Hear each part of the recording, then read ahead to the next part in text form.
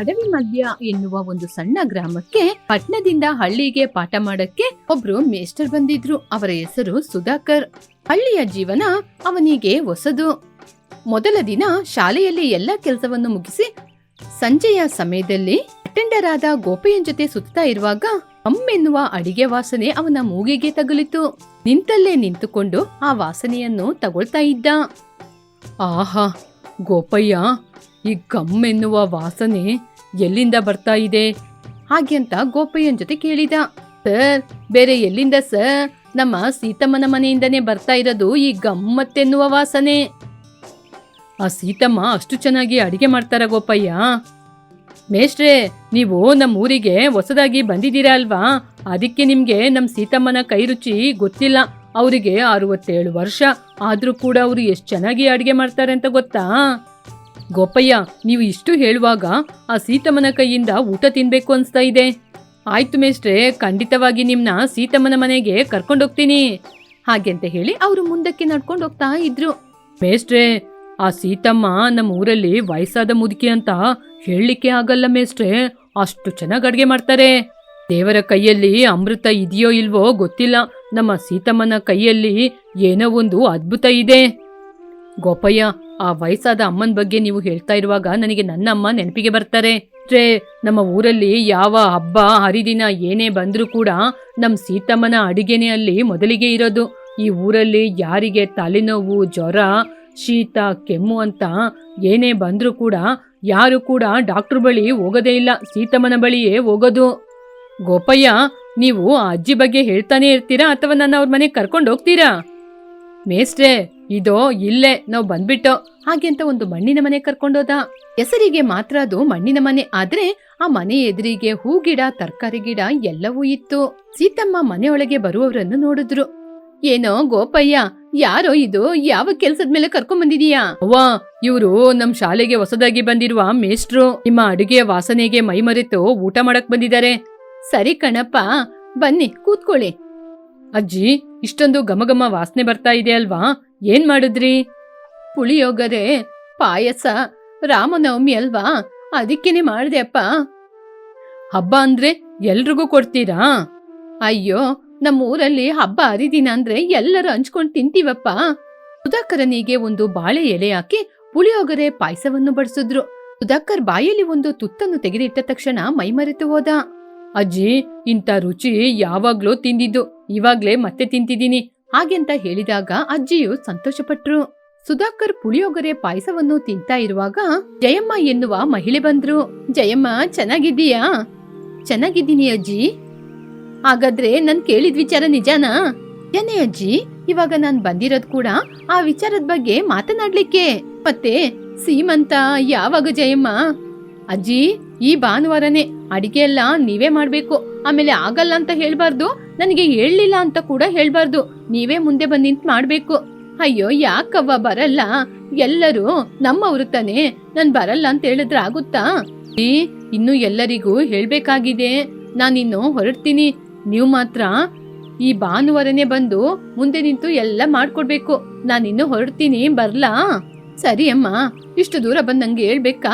ಹೊರಡಮ್ಮ, ನಿಂಗೂ ಕೆಲ್ಸ ಇರುತ್ತೆ ಹಾಗೆ ಅಂತ ಹೇಳಿದ ತಕ್ಷಣ ಜಯಮ್ಮ ಅಲ್ಲಿಂದ ಹೊರಟು ಹೋದ್ಲು. ಸ್ವಲ್ಪ ದಿನದಲ್ಲೇ ಸುಧಾಕರ್ ಗ್ರಾಮದ ಜೀವನಕ್ಕೆ ಹೊಂದಿಕೊಂಡ. ಅವನು ಪ್ರತಿಯೊಂದು ವಾರ ಸೀತಮ್ಮನ ಮನೆಗೆ ಬಂದು ಸೀತಮ್ಮನ ಅಡಿಗೆ ತಿಂತಿದ್ದ. ಏನಪ್ಪಾ ಸುಧಾಕರ್, ಯಾವಾಗ ನೋಡಿದ್ರು ನಿಮ್ಮ ಅಮ್ಮನ ಬಗ್ಗೆನೇ ಹೆಮ್ಮೆಯಿಂದ ಹೇಳ್ತೀಯಾ? ನನಗೆ ನಿಮ್ಮ ಅಮ್ಮನ ನೋಡ್ಬೇಕು ಅನ್ಸುತ್ತೆ. ಒಂದ್ಸಲ ನಿಮ್ಮ ಅಮ್ಮನ ಕರ್ಕೊಂಬಾ, ನೋಡೋಣ.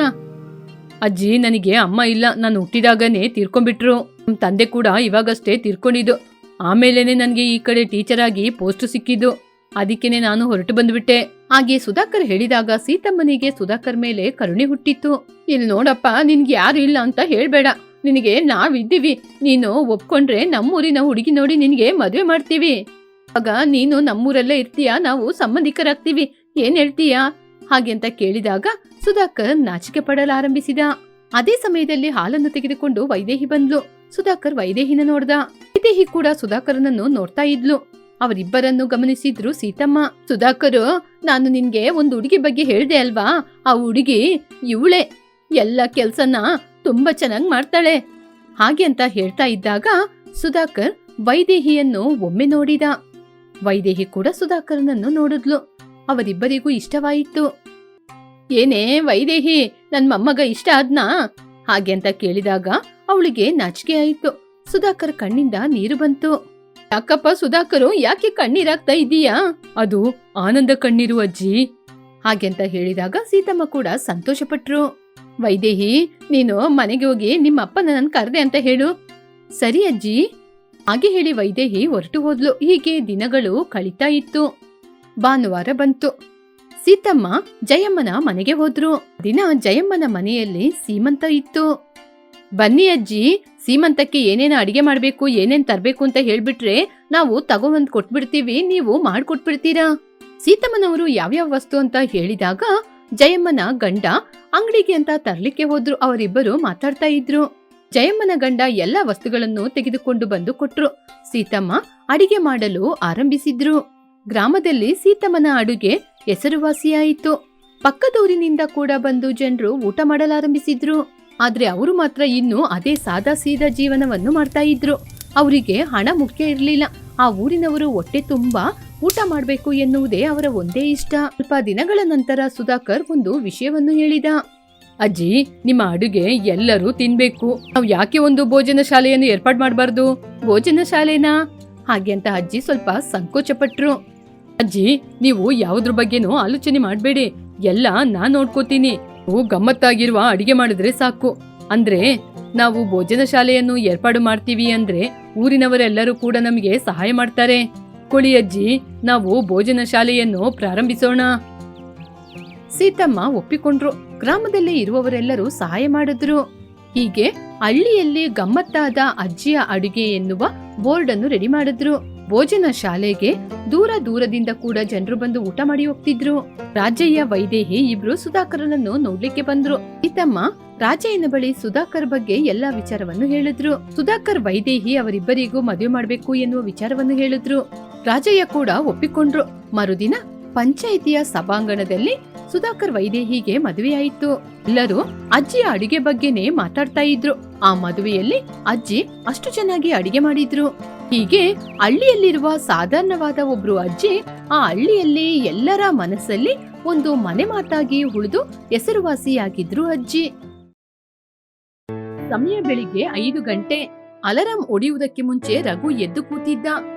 ಏನು ಎಲ್ಲ ಹಾಗೆ ಎದ್ದು ನೋಡ್ತಾ ಇದ್ದೀರಾ? ಇವನಿಗೆ ಅಭ್ಯಾಸ ಆಗಿರ್ಬೇಕು, ಅದಕ್ಕೆ ನೀವು ಎದ್ದು ಕೂತಿದ್ದಾನೆ ಅನ್ಕೊಂಡಿದ್ದೀರಾ? ಇದು ನನಗೆ ಅಭ್ಯಾಸ ಅಲ್ಲ, ನನ್ನ ಕರ್ತವ್ಯ. ನಂದು ಮಧ್ಯ ತರಗತಿ ಕುಟುಂಬ. ನನ್ನ ಹೆಸರು ರಘು. ನನ್ನ ಪಕ್ಕನೆ ನೆಮ್ಮದಿಯಾಗಿ ಸಂತೋಷವಾಗಿ ನಿದ್ರೆ ಮಾಡ್ತಾ ಇರುವ ನನ್ನ ಹೆಂಡತಿಗೋಸ್ಕರ, ಹಾಸ್ಟೆಲಲ್ಲಿ ಎಷ್ಟೋ ದೂರದಲ್ಲಿ ಓದ್ತಾ ಇರುವ ಮೀನಾ ನನ್ ಮಗಳಿಗೋಸ್ಕರ. ಏನೇ ಕಷ್ಟ ಬಂದ್ರು ನಾನ್ ತಡ್ಕೊಂಡು ಮುಂದೇನು ಕಷ್ಟಪಡ್ತೀನಿ ಹಾಗೆ ಹೇಳಿ ಬಾತ್ರೂಮ್ ಒಳಗೆ ಹೋದ.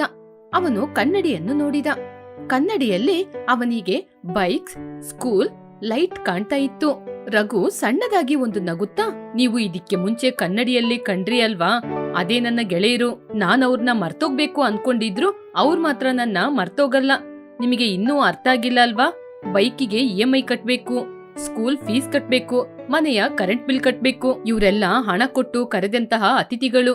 ನಾನೇ ಮರ್ತೋದ್ರು ಕೂಡ ಪದೇ ಪದೇ ಹೀಗೆ ಬಂದು ನೆನಪು ಮಾಡ್ತಾ ಇರ್ತಾರೆ. ಇದೇ ಮಿಡಿಲ್ ಕ್ಲಾಸ್ ಗಂಡನ ಜೀವನ. ಯಾರಿಗೂ ಹೇಳಲಾಗದಷ್ಟು ಒತ್ತಡ, ಯಾರಿಗೂ ಕಾಣಿಸದಂತಹ ಕಣ್ಣೀರು. ಒತ್ತಡನೂ ಕಡಿಮೆಯಾಗಲ್ಲ, ಈ ಕಣ್ಣೀರು ಕೂಡ ನಿಲ್ಲಲ್ಲ. ಹೀಗೆ ಮಾತಾಡ್ಕೊಂಡು ಬಾತ್ರೂಮಿನ ಬಾಗಿಲನ್ನು ಹಾಕೊಂಡ. ಸುಜಾತ ಎದ್ದು ಕಿಚನ್ಗೆ ಹೋದ್ಲು. ಫ್ರೆಶ್ ಅಪ್ ಆಗಿ ಹಾಲಿಗೆ ಬಂದು ಕೂತಿದ್ದ.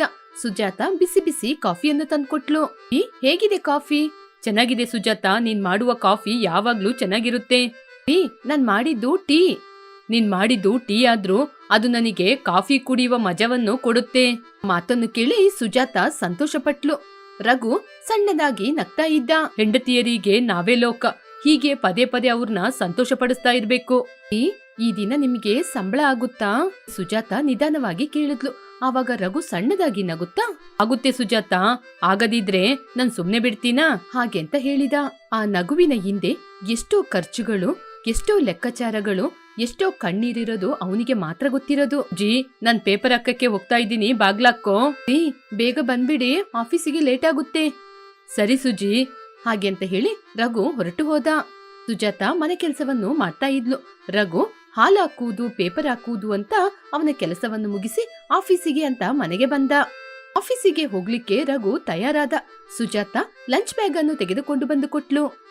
ನಾನು ಆಫೀಸಿಗೆ ಹೋಗಿ ಬರ್ತೀನಿ. ರೀ, ನೀವು ಸ್ಕೂಟರ್ ಅಲ್ಲಿ ಹೋಗ್ಬೋದಲ್ಲ, ಯಾಕೆ ಸುಮ್ನೆ ಬೈಕಲ್ಲಿ ಹೋಗ್ತೀರಾ?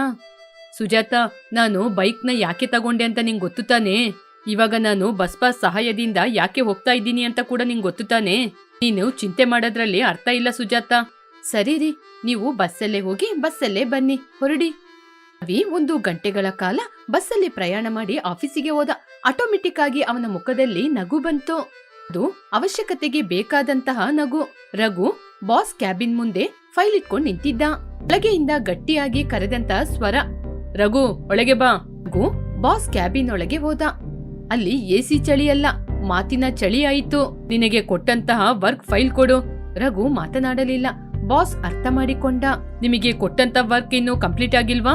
ರಘು ಮಾತನಾಡದೆ ತಲೆ ತಗ್ಗಿಸಿ ನಿಂತ. ನಿಮಗೆ ಸಂಬಳ ತಗೊಳ್ಳಿಕ್ಕೆ ಮಾತ್ರ ರೈಟ್ಸ್ ಇದೆಯಾ? ಹಾಗೆಂತ ಸ್ವಲ್ಪ ಜೋರಾಗಿ ಗದರಿಸಿದ. ಆದರೂ ಕೂಡ ರಘು ಮಾತನಾಡಲಿಲ್ಲ. ಬಾಸ್ ಯಾವಾಗಲೂ ರಘುನ ಸೂಜಿಯಲ್ಲಿ ಚುಚ್ಚಿದ ಹಾಗೆ ಮಾತಾಡ್ತಾರೆ. ಆದರೂ ಕೂಡ ರಘು ಮಾತನಾಡಲಿಲ್ಲ. ಬಾಸಿಗೆ ಅವನನ್ನು ನೋಡಿ ಕೋಪ ಬಂದು ಇನ್ನು ಜೋರ್ಜಾರಾಗಿ ಬೈದ್ರು. ಆಫೀಸಲ್ಲಿ ಇರುವವರೆಲ್ಲ ರಘುನ ನೋಡಿ ನಗ್ತಾ ಇದ್ರು. ಒಂದು 10 ನಿಮಿಷಗಳ ನಂತರ, ಏನಪ್ಪಾ ರಘು, ಯಾವಾಗ ಫೈಲ್ ನ ಕಂಪ್ಲೀಟ್ ಮಾಡ್ತೀಯಾ ಅಂತ ಅದಾದ್ರೂ ಹೇಳು. ಸರ್, ಸಂಜೆ ಒಳಗೆ ಕಂಪ್ಲೀಟ್ ಮಾಡ್ತೀನಿ ಸರ್. ಹಾಗೆ ಅಂತ ಹೇಳಿ ರಘು ಬಾಸ್ ಕ್ಯಾಬಿನ್ ನಿಂದ ಹೊರಗಡೆ ಅವನ್ ಸೀಟಿಗೆ ಬಂದ. ಪಕ್ಕದ ಸೀಟಲ್ಲಿ ಕೂತಿದ್ದ ಚಂದ್ರಂ ಕೇಳಿದ, ಲೇ ರಘು, ಯಾಕೋ ಯಾವಾಗ್ಲೂ ಬಾಸ್ ಜೊತೆ ಹೀಗೆ ಬೈಗಳ ತಿಂತೀಯಾ? ನಿನ್ನಂತವರಿಗೆ ಅದು ಬೈಗುಳ, ನನ್ನಂತ ಮಿಡಲ್ ಕ್ಲಾಸ್ ಫ್ಯಾಮಿಲಿಗೆ ಅದು ಹೆಮ್ಮೆ. ಯಾಕೆ ಲೇಟ್ ಆಯ್ತು ಏನು ಅಂತ ಯಾರು ಕೇಳೋದಿಲ್ಲ. ಆ ಕಾರಣಗಳು ಆಫೀಸ್ ಫೈಲಲ್ಲೇ ಇರುತ್ತೆ. ಬಾಸ್ ಜೊತೆ ಯಾಕೆ ಏನು ಮಾತನಾಡದೆ ಅಷ್ಟೊಂದು ಸೈಲೆಂಟ್ ಆಗಿ ನಿಂತಿದ್ದೆ? ಸೈಲೆಂಟ್ ಆಗಿದ್ರೆ ಸಮಸ್ಯೆಗಳು ಪರಿಹಾರ ಆಗುತ್ತೆ, ಇಲ್ಲದಿದ್ರೆ ಸಂಬಳ ಕೂಡ ಬರದಿಲ್ಲ. ಹಾಗೆಂತ ಹೇಳಿ ನಗ್ತಾ ಇದ್ದ. ಚಂದ್ರಂ ಏನು ಕೂಡ ಮಾತನಾಡಲಿಲ್ಲ. ಹೀಗೆ ಲಂಚ್ ಟೈಮ್ ಕೂಡ ಬಂತು. ರಘುವಿನ ಕೆಲಸ ಎಲ್ಲ ಕಂಪ್ಲೀಟ್ ಆದ್ಮೇಲೆ ಬಾಸಿನ ಕೊನೆಯ ಮಾತು, ರವಿ, ನೀನು ಹಾರ್ಡ್ ವರ್ಕ್ ಮಾಡೋನು, ಆದ್ರೆ ಹಾರ್ಡ್ ವರ್ಕ್ ಅಲ್ಲೇ ಜೀವನ ನಡೆಯೋದಿಲ್ಲ. ಬಾಸ್ ಹೇಳಿದ ಮಾತು, ಸಲಹೆ ಎಲ್ಲ ಎಚ್ಚರಿಕೆ ಅಂತ ರಘುವಿಗೆ ಅರ್ಥವಾಯಿತು. ಬಾಸ್ ಕೊಟ್ಟಂತ ಸಂಬಳವನ್ನು ತೆಗೆದುಕೊಂಡು ರಘು ಮನೆಗೆ ಬಂದ. ಸುಜಾತ ನಗ್ತಾ ಇದ್ಲು. ಅವಳ ನಗುವನ್ನು ನೋಡಿ ಎಲ್ಲವನ್ನು ಮರೆತ. ಸುಜಾತ, ನಿನ್ನ ನಗುವಿನ ಮುಖವನ್ನು ನೋಡಿದ್ರೆ ಸಾಕು, ನನ್ ಕಷ್ಟ ಎಲ್ಲ ದೂರ ಆಗುತ್ತೆ, ನನ್ನ ಕಣ್ಣೀರು ಆನಂದ ಬಾಷ್ಪವಾಗುತ್ತೆ. ನಾನಿರದೆ ನಿಮ್ನ ಸಂತೋಷವಾಗಿ ಇಟ್ಕೊಳ್ಳಕ್ಕೆ ತಾನೇ ರೀ. ಸಂಬಳದ ಹಣವನ್ನು ಸುಜಾತನ ಕೈಯಲ್ಲಿ ಕೊಟ್ಟ. ನಾಳೆ ಭಾನುವಾರ ಆರಾಮವಾಗಿ ವಿಶ್ರಾಂತಿ ತಗೊಳ್ಳಿ.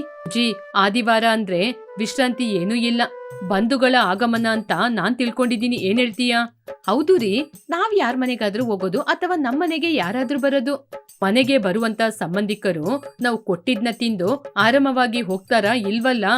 ಏನಪ್ಪ ರಘು, ಇನ್ನು ಅದೇ ಕೆಲ್ಸನ ಇನ್ನು ಎಷ್ಟು ಅಂತ ಅದೇ ಕೆಲ್ಸ ಮಾಡ್ತೀಯಾ? ಇನ್ನು ಎಷ್ಟು ದಿನ ಅಂತ ಈ ಜೀವನ ಮಾಡ್ತೀಯಾ ಅಂತ ಹೇಳ್ತಾರೆ.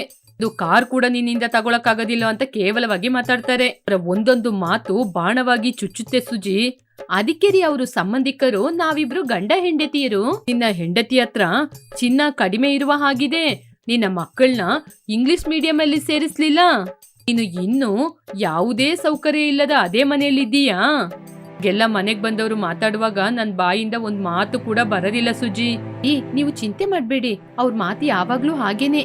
ಸುಜಿ, ನನ್ ಸಂಬಳ ಕಡಿಮೆ ಇರ್ಬೋದು, ಆದ್ರೆ ನನಗೆ ಜವಾಬ್ದಾರಿ ಅನ್ನೋದು ತುಂಬಾನೇ ಇದೆ. ಆ ಮಾತಿಗೆ ಸುಜಾತ ಕಣ್ಣಲ್ಲಿ ಗರ್ವ. ಅದು ಒಂದೇ ಸಾಕುರಿ ನಂಗೆ. ಮಾತು ಕೇಳಿ ರಘು ನೆಮ್ಮದಿಯಾಗಿ ನಿದ್ರೆ ಮಾಡ್ದ. ಒಂದು ದಿನ ಆಫೀಸಲ್ಲಿ ರಘುವಿನ ಬಾಸ್ ಒಂದು ಫೈಲ್ ಅನ್ನು ತೆಗೆದುಕೊಂಡು ರಘು ಬಳಿ ಬಂದು, ರಘು, ಈ ಹೊಸ ಪ್ರಾಜೆಕ್ಟ್ ನ ನಿಮಗೆ ಕೊಡ್ತಾ ಇದ್ದೀನಿ, 3 ದಿನದಲ್ಲಿ ಇದನ್ನ ಕಂಪ್ಲೀಟ್ ಮಾಡ್ಬೇಕು. ಹಾಗೆ ಹೇಳಿದ ತಕ್ಷಣ ಅದು ಆದೇಶ ಅಲ್ಲ, ಅದು ಒಂದು ಪರೀಕ್ಷೆ ಅಂತ ಅವನಿಗೆ ಅರ್ಥವಾಯಿತು. ಕೊಲೀಗ್ಸ್ ಎಲ್ಲ ಇವನಿಗೆ ಆ ಪ್ರಾಜೆಕ್ಟ್ ಇವನಿಂದ ಏನು ಮಾಡಲು ಸಾಧ್ಯ ಅಂತ ಆಲೋಚನೆ ಮಾಡಿದ್ರು. ರಘು ಒಂದು ಮಾತು ಕೂಡ ಮಾತನಾಡಲಿಲ್ಲ. ಆದ್ರೆ ಮನಸ್ಸಲ್ಲಿ ತಾನು ಯಾರು ಅಂತ ಈ ಸಲ ತೋರಿಸ್ತೀನಿ ಅಂತ ತೀರ್ಮಾನ ಮಾಡ್ದ. ರಘು ಮನೆಗೆ ಬಂದ ನಂತರ ಅವನ ಹೆಂಡತಿಯ ಬಳಿ ಹೇಳಿದ. ಅವಳಿಗೆ ಭಯ ಆಗ್ಲಿಲ್ಲ, ಅವಳಿಗೆ ಕೂಡ ಆಸೆಯಾಯಿತು. ಅವಳು ಒಂದು ಕ್ಷಣ ಕೂಡ ಸುಮ್ಮನೆ ಇಲ್ಲದೆ, ರೀ, ನಿಮ್ಮಿಂದ ಮಾಡಕ್ಕಾಗುತ್ತೆ, ನೀವ್ ಮಾಡ್ತೀರಾ? ನೀವು ಏನೇ ಮಾಡಿದ್ರು ನಾನ್ ನಿಮ್ ಜೊತೆ ಇರ್ತೀನಿ. ಅದೇ ಅವನಿಗೆ ಕೂಡ ಬೇಕಾಗಿದ್ದು. ಹಗಲು ರಾತ್ರಿ ಅಂತ ಕೆಲಸ ಮಾಡಿ ರಘು ಬಾಸ್ ಮುಂದೆ ಫೈಲ್ ಇಟ್ಕೊಂಡು ನಿಂತಿದ್ದ. ಬಾಸ್ ಓದ್ತಾ ಇದ್ದಾಗ ಆಫೀಸ್ ಎಲ್ಲ ಸೈಲೆಂಟ್ ಆಗಿತ್ತು. ಒಂದೊಂದು ಪುಟವನ್ನು ತಿರುಗಿಸುವಾಗ ಬಾಸ್ನ ಮುಖವೇ ಬದಲಾಯಿತು. ರಘು, ಇದನ್ನ ನಾನು ಊಹನೆ ಮಾಡ್ಲಿಲ್ಲ. ಈ ಪ್ರಾಜೆಕ್ಟು ಕಂಪನಿಗೆ ತುಂಬಾ ಲಾಭ ತರುತ್ತೆ. ನಿಮ್ನ ಟೀಮ್ ಲೀಡರ್ ಆಗಿ ಪ್ರಮೋಷನ್ ಮಾಡ್ತಾ ಇದ್ದೀನಿ. ನಿಮ್ಮ ಸ್ಯಾಲರಿ ಕೂಡ ಜಾಸ್ತಿ ಆಗುತ್ತೆ. ಮಾತು ಕೇಳಿ ರಘುವಿನ ಎದೆ ಬಡಿದಂತಾಯಿತು. ಕ್ಯಾಬಿನ್ ನಿಂದ ರಘು ಅವನ ಸೀಟಿಗೆ ಬಂದ. ಆನಂತರ ಮನೆಗೆ ಬಂದು ಹೆಂಡತಿಯನ್ನು ನೋಡಿ, ಈ ದಿನ ನಾನು ಗೆದ್ದಿದ್ದೀನಿ ಕಣೆ. ಆ ಮಾತು ಕೇಳಿ ಸುಜಾತ ತುಂಬಾನೇ ಸಂತೋಷಪಟ್ಲು. ಸ್ವಲ್ಪ ದಿನಗಳ ನಂತರ ದಾರಿಯಲ್ಲಿ ಸಂಬಂಧಿಕರನ್ನು ನೋಡ್ದ. ಏನಪ್ಪಾ ರಘು, ನಿನ್ನ ಕಂಪನಿಯಲ್ಲಿ ನಿನ್ ಹೆಸರು ತುಂಬಾ ಚೆನ್ನಾಗಿ ಬರ್ತಾ ಇದೆ ಅಂತೆ. ಪ್ರಮೋಷನ್ ಕೂಡ ಬಂತು ಅಂತ ಗೊತ್ತಾಯ್ತು. ಏನಾದ್ರೂ ನೀನು ಸಾಧಿಸ್ಬಿಟ್ಟೆ. ಆವಾಗ್ಲೂ ನಾನೇ ಇವಾಗ್ಲೂ ನಾನೇ, ನೀವು ನೋಡುವ ಭಾವನೆ ಮಾತ್ರ ಬದಲಾಗಿದೆ ಅಷ್ಟೇ. ಅವರಿಬ್ಬರು ಏನು ಮಾತನಾಡದೆ ಹೊರಟು ಹೋದ್ರು. ಅವಮಾನ ಬಂದ್ರೆ ನಿಶಬ್ದವಾಗಿ ಎದುರಿಸಬೇಕು. ನಮ್ಮ ಭಾವನೆಯನ್ನು ನಿಧಾನವಾಗಿ ತೋರಿಸ್ಬೇಕು. ಅದೇ ಮಧ್ಯತರಗತಿಯ ಕುಟುಂಬ. ಇರುವ ಪ್ರಮೋಷನ್ ನಿಂದ, ಸಂಬಳದಿಂದ ರಘು, ಸುಜಾತ, ಮೀನಾ ಸಂತೋಷವಾಗಿ ಜೀವನ ಮಾಡಿದ್ರು.